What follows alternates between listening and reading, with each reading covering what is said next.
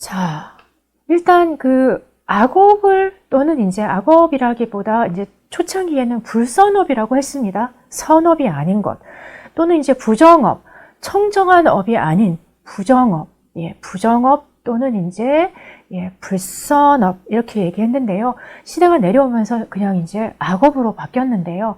어쨌든 이런 이제 부정업 또는 불선업, 선하지 않은 업을 저질렀을 때 우리가 체험하는 세계가 지옥 세상이다 라고 말씀드렸는데요. 이런 업의 인과관계를 말씀드리기 전에 이제 부처님께서 이제 그 인과관계를 어떻게 통찰하시고 보셨는지 보시도록 하시죠.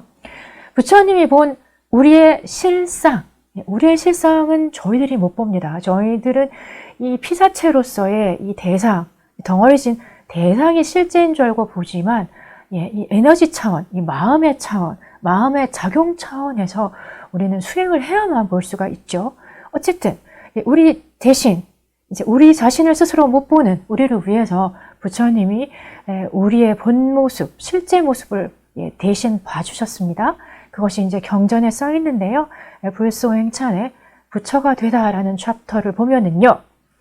자, 부처님이 이제 큰 무상정등각이랑 결합을 한 다음에 큰 깨달음과 하나가 된 다음에 이제는 이제 무라일체가 범아일체가 된 다음에 그 다음에 이제 거기에 머무르지 않고 대비심을 일으키십니다.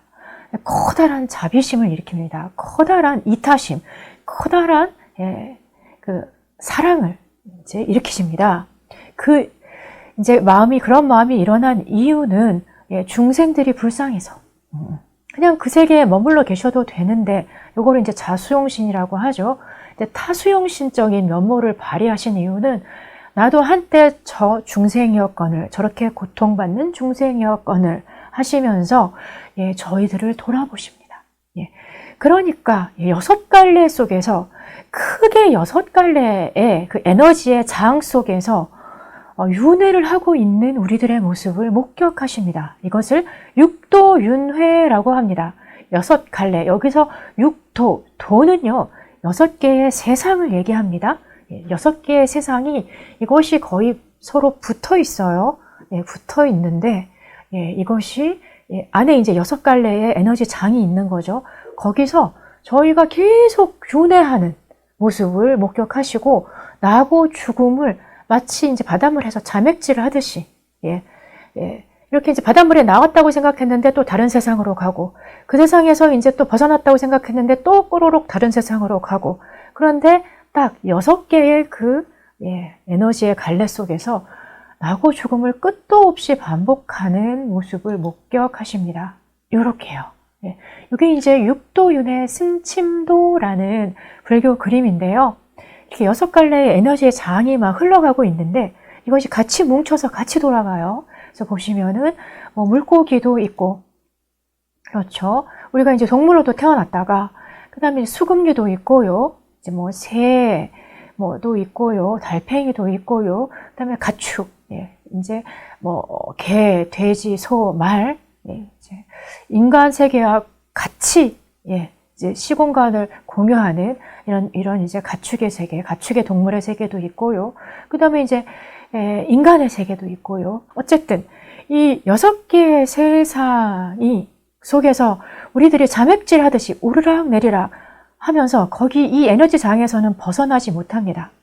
이 에너지 장의 색깔이 보시다시피 이렇게 누렇습니다. 약간 노란색입니다. 그리고 극락의 청정한 업의 공간의 색은 아주 맑고 투명한 하얀색이고요.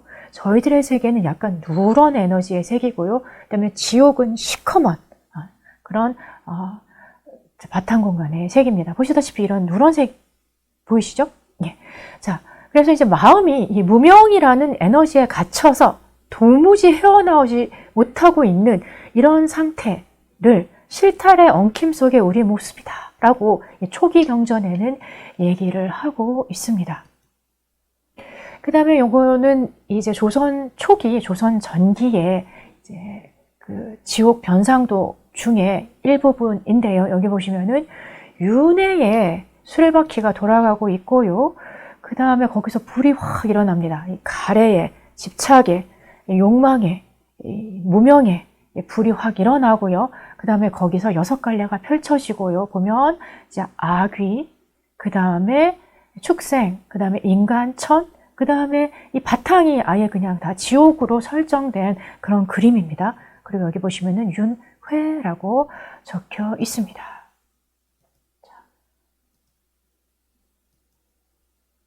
육도 윤회, 이제 육도는 6개의 세상이라고 말씀드렸는데요.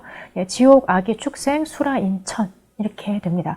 그 중에서 여기 맨 밑에 있는 지옥, 악의, 축생을 삼악도라고 부릅니다. 저희가 이제 영가천도할 때 특히 이제 삼악도에 떨어질까봐 전전긍긍하죠. 그래서 적어도 이제 인간 이상으로 태어났으면 해서 삼악도에는 제발 가지 않게 해달라고 천조제 때 저희가 열심히 빕니다.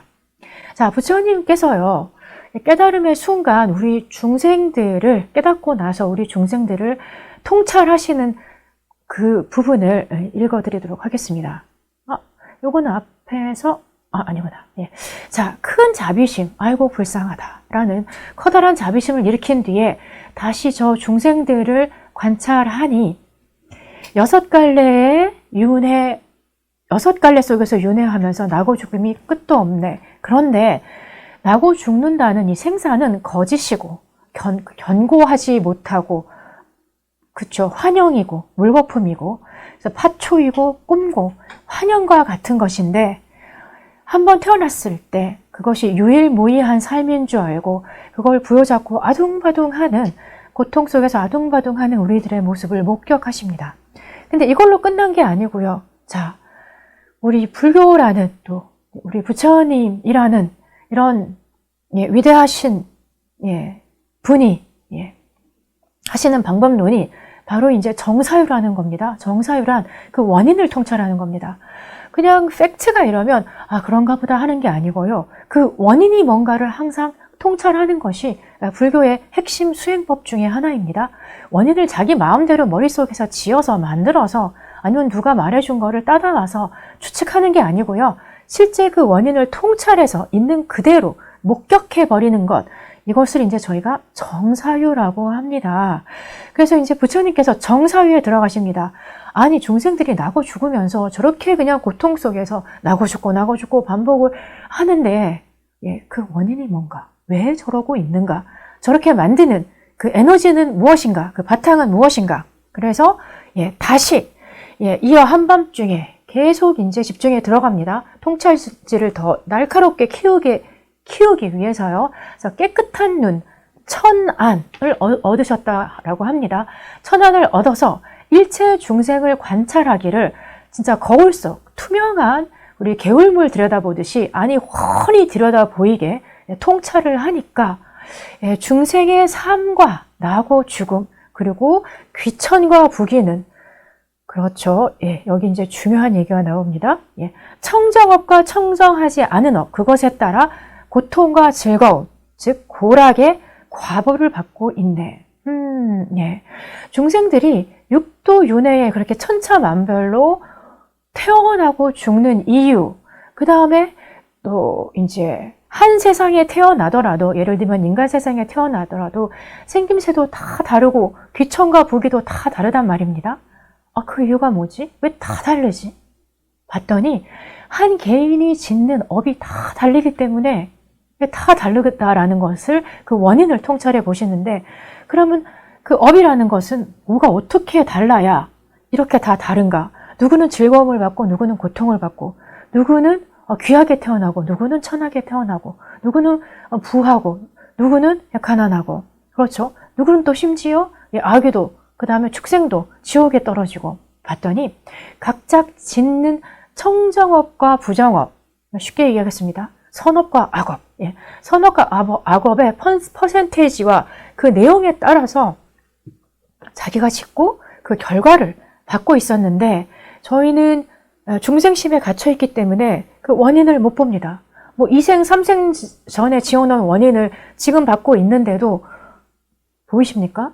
그렇죠. 근데 부처님이 보니까 본인이 짓고 본인이 받고 있네.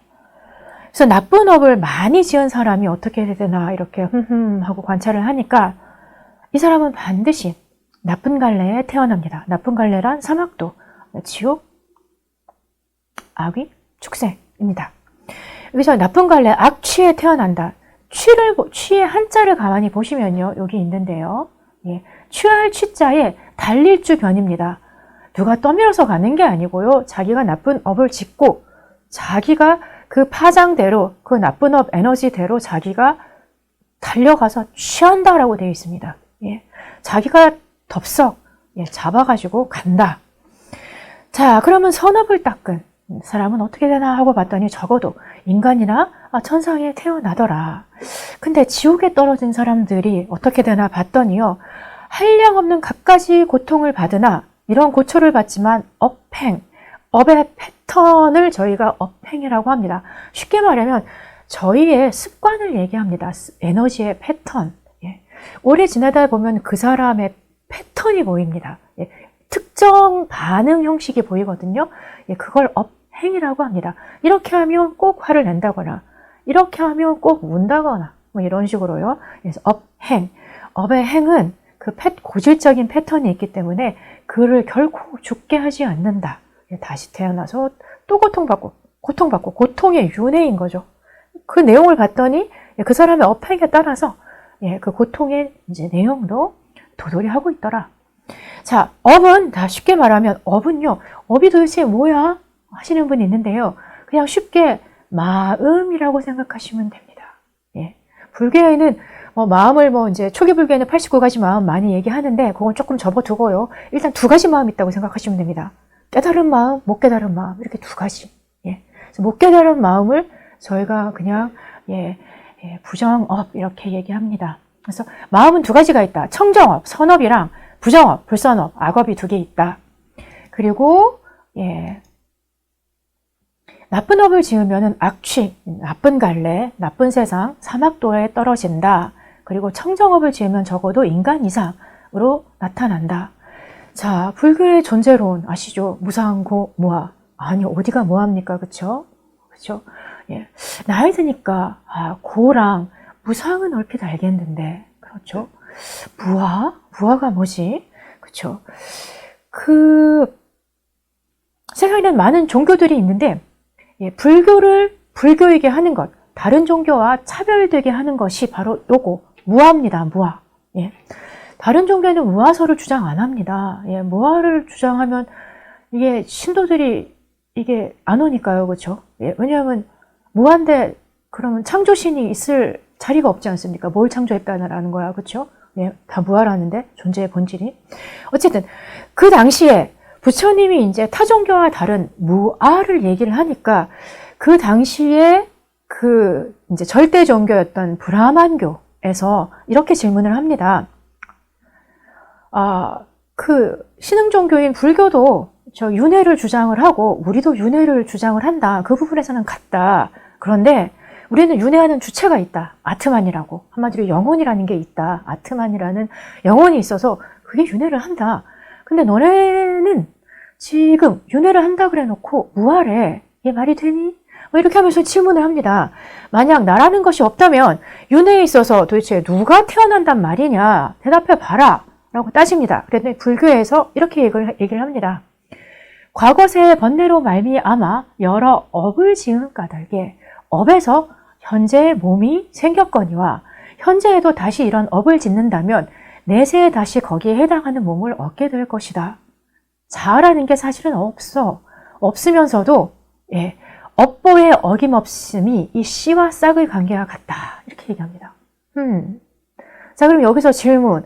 그러면은 다른 종교에서 아트만 또는 기독교에서 영혼이라고 하는 거를 우리는 업이라고 하느냐? 처음엔 그렇게 생각하셔도 됩니다. 그런데 여기에 큰 차이가 있습니다. 다른 종교들은 아트만과 영혼에서 끝입니다. 이걸 덩어리로 봅니다.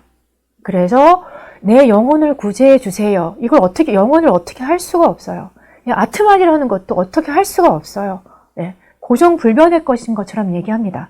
그런데 불교에서 말하는 이 아트만이나 영혼에 대비되는 이 굳이 그 용어를 안 쓰고 업이 카르마라고 쓴 것은 왜 카르마라고 썼을까요?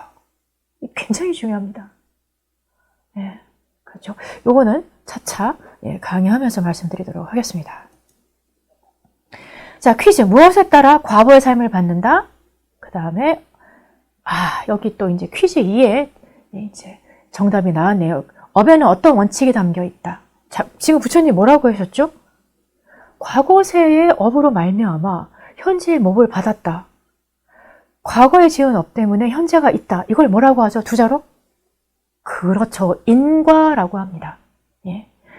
이 다른 종교에서는 뭐 영혼이라고 하는 게 그냥 어쩔 수 없는 그냥 창조주가 구제해야 되는 대상이지만 불교에서 이 영혼이란 또는 이 업이란 거는요. 그걸 한 번 더 쪼개서 봤더니 인과에 그 에너지가 들어있었던 거예요. 그러니까 영혼을 한 번 더 쪼개본 거죠. 불교에서는. 그렇죠? 그래서 업을 12개의 과정으로 쪼개버립니다. 그게 12연계입니다. 한마디로 타종교에서 어쩔 수 없는 그 영혼이라는 또 브라만교에서 아트만이라고 하는 그 덩어리를 거기서는 타종교에서는 거기서 끝이에요. 그냥 거기서 이제 그걸 이제 이 창조주가 만들었고 이건 어쩔 수 없는 것 이렇게 하는데 불교에서는 거기에 한 번 더 도전해 갖고 이 영혼이라는 거를 12개의 과정으로 분해해 버립니다. 네. 그랬더니 공이 드러난 거예요. 이 영혼을 분해해 버리는 것. 그리고 영혼이라는 덩어리라고 안 부르고 이걸 업이라고 부릅니다. 왜냐하면 이 안에는 원인이라는 그런 철칙이 담겨 있어요. 그 인과관계라는 그런 에너지가 맞물려 돌아가고 있었습니다. 그래서 이것도 이제 지금 이 강의 중에 나오는 이런 퀴즈들은 나중에 해설사 시험 보실 때 이 안에서 문제가 나오니까요. 열심히 들어두시기 바랍니다. 인과입니다. 업이라는 덩어리를 다시 해체해서 봤더니 그 안에는 원인과 결과라는 그런 에너지가 서로 맞물려서 돌아가고 있었다. 인과의 에너지가 돌아가고 있었다. 이겁니다. 그래서 이제 타종교를 불교랑 구분시키는 부분이 바로 이겁니다. 그래서 무아라고 하는 겁니다. 이 영혼이라는 걸 해결 못하면은 이걸 그냥 덩어리인 채로 그냥 둬야 되는데 영혼을 12개 12연기로 그것이 덩어리 지는 과정을 봐버렸더니 공이 드러난 거예요. 그래서 무아라고 세계의 모든 종교 중에 유일하게 불교만이 무아를 얘기하고 있습니다. 굉장히 과학적인 원리입니다. 그런데 영혼은 어쩔 수 없어서 타종교에서는 영혼을 구제해달라고 빕니다. 하지만 부처님은 자기의 업을 자기가 들여다봐라 라고 얘기를 합니다. 그래서 원인을 바꾸면 결과를 바꿀 수 있다. 이렇게 얘기합니다. 인과를 보면 업이 사라진다. 이렇게 얘기하고 있습니다. 자, 업만 사라지나요? 그렇죠? 업과 더불어 이 존재까지 사라지죠. 그래서 윤회가 스톱되죠. 자, 윤회를 끊는 게 불교의 목적이죠. 자, 업. 그래서 아이고야, 너무 급하게 넘어갔네요. 자, 업은 이제 마음이라고 했고요. 쉽게 착한 마음, 나쁜 마음으로 나눈다. 이렇게 말씀드렸고요. 착한 마음, 선업을 계속할 경우에는 착한 마음을 갖고 선한 행동을 계속할 경우에는 이제 극락을 체험하게 되고 나쁜 마음을 갖고 나쁜 행동을 계속할 경우에는 악취, 지옥을 비롯한 그런 사막도, 축생, 아귀도에 떨어진다. 자, 그러면 지옥 풍경을 보시도록 하겠습니다. 자, 요약해드리자면은요, 내 마음이 얼마나 맑은가 또는 탁한가 그 청정한 정도, 청정도에 따라서 우리가 체험하는, 우리가 살게 되는 세상이 달라진다. 이 업이라는 것에는 원인과 결과라는 철칙이 흐른다라는 것이고요. 그래서 우리의 마음이 맑고 투명하면 극락 세상을 체험하게 되고 우리 마음속에 선과 악이 교차하면 인간 세상, 즉 누런 에너지로 나타나는 인간 세상을 체험하게 되고요.